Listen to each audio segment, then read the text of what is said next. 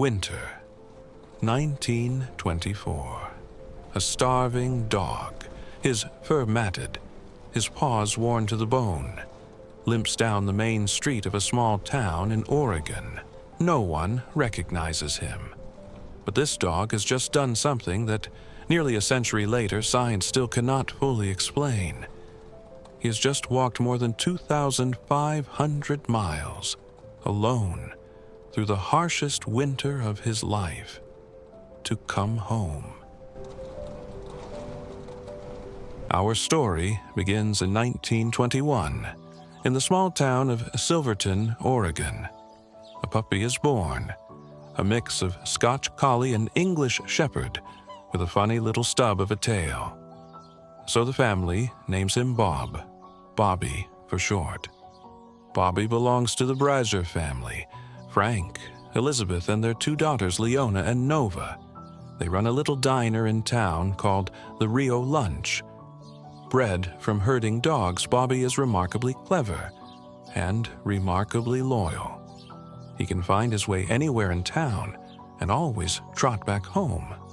But what he loves more than anything is riding in the family car.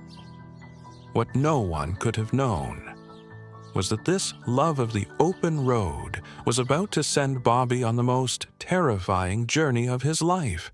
In August of 1923, the Braziers decided to drive clear across the country to visit relatives in Wolcott, Indiana, more than 2,500 miles from home.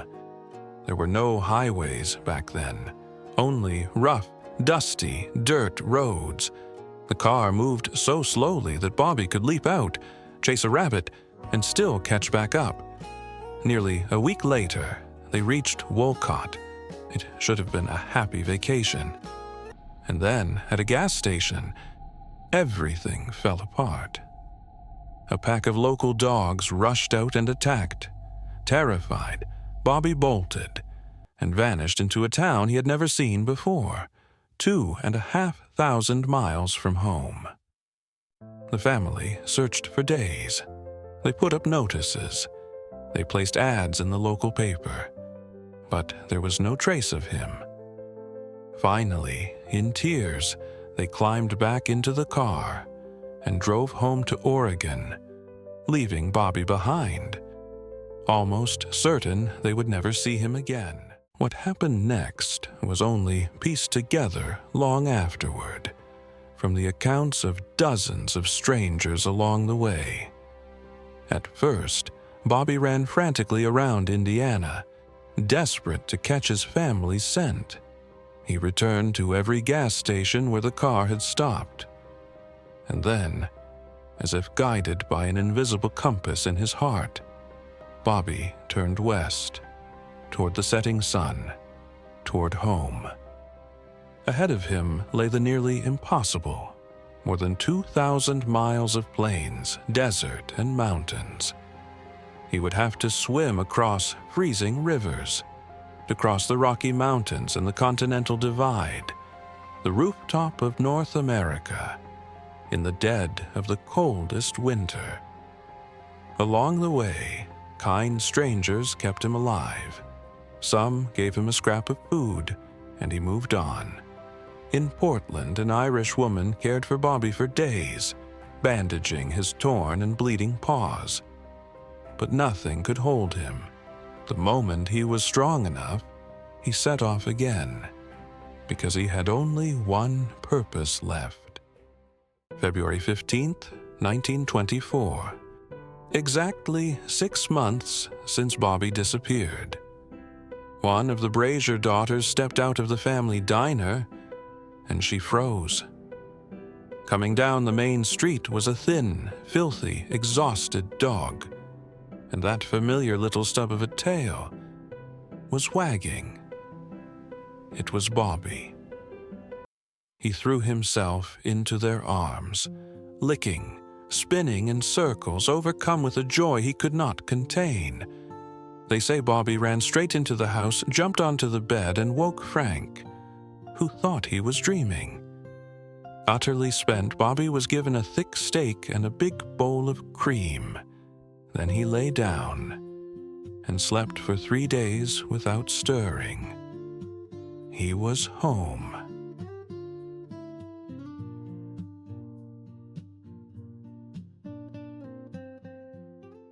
At first, almost nobody believed it. How could a dog, alone, no map, no scent to follow, cross half a continent? The Oregon Humane Society was certain the family had made a mistake, so they started asking questions, and the answers came back from everywhere. A farmer in Indiana, a family in Iowa, a woman who'd nursed a limping collie through a hard winter. Letter after letter from people who had fed him, sheltered him, watched him go. Each one, another mile confirmed. The doubt didn't last long. Bobbie's story ran in the local paper, and from there, it ran everywhere. He received more fan mail than the President of the United States. 40,000 people lined up at the Portland Home Show just to meet him. They gave him a jeweled collar, keys to cities, his very own little bungalow, Bobbie's castle. The town even let him skip the leash law. He'd earned the right to roam. He appeared in Ripley's Believe It or Not. He played himself in a silent film. For a few short years, a stray collie from a small Oregon town was one of the most famous dogs alive. Bobbie died in the spring of 1927. He was only 6. The mayor of Portland gave the eulogy, and a movie star named Rin Tin Tin came to lay a wreath on his grave. One famous dog, honoring another. You can still visit him today. There's a mural in Silverton, 70 feet long, a statue, a replica of his castle. And every year, the town still holds a pet parade in his name. The very first one was led by Bobbie's own son. 100 years later, they still haven't forgotten the dog who simply wanted to come home. We tell these stories because they're true. Because somewhere out there, right now, a dog is watching a door, waiting for the sound of a car, certain the people they love are coming back. Bobbie crossed a continent on that certainty. Thanks for walking it with us. If this one stayed with you, the archive is only getting started. Next time, we cross an ocean to a train station in Tokyo and a dog who showed up every single evening for 9 long years, waiting for a man who would never step off the train again. His name was Hachiko. We'll see you at the platform.